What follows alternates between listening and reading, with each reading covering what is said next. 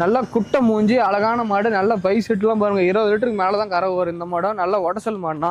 Okay brother. Nice தோல் மாடு, வெயிலும் மழை பண்ணி நல்லா தாங்கக்கூடிய மாடு. தொட்டி தீனி அருமையா இருக்கும். எதை போட சாப்பிடுறது குடிக்கிறது நல்ல மாடு. பெண்கள் குழந்தைங்க யாராவது பீஸ் படி நல்லா இருக்கும், எந்த பிரச்சனையும் கிடையாது. Okay brother. கண்ணு பார்த்து ஒரு 10 நாள்ல இருந்து ஒரு 15 நாள் டைம் எடுத்துக்கணும். நல்ல பை செட்டு ஃபுல்லா வரணும். ஃபுல்லா வரும் அப்படிதானே? ஒரு 15 நாள் டைம் எடுத்துக்கும். நல்ல உடசல் மாடு, காதுல முடி எடுக்கணும் பிரதர். ஜெர்சி மாடு போது இந்த மாதிரி காது நல்லா முடி வரணும். ஓகே. ஜெர்சி சுத்தமான பிரீட் மாடு. கொம்பு சின்ன சின்ன கொம்பு, லட்சணமான கொம்பு. Okay brother. நல்ல மடி சுரக்கலாம் பாருங்க எப்படி இருக்கு பின்னாடி பாருங்க சுரக்கம். தூரி எப்படி பிரதர்? கூத்து மரம் நெத்தியில ஒரு அழகான நல்ல கிளி கொம்புனா, நெத்தியில ஒரு நடுவு ராஜா சொல்லி ஒரே சொல்லிதான். நல்ல வெயிட்டான மண், ஹைட் வெயிட் பாருங்க ஒரே மாதிரி தான் இருக்கும். நல்ல ரோஸ் வளப்புல மாடு அப்படிதானே? வளர்த்திருக்காங்க அந்த மாட்டலாம். கறவை 20 லிட்டருக்கு மேலதானே கறவை வரும். பல்லு 6ஆம் பல்லு கடம் வளப்பா இருக்குது. பட்டன் கம்பு ரோஸும் கருப்பும் கலந்துருக்கணும்.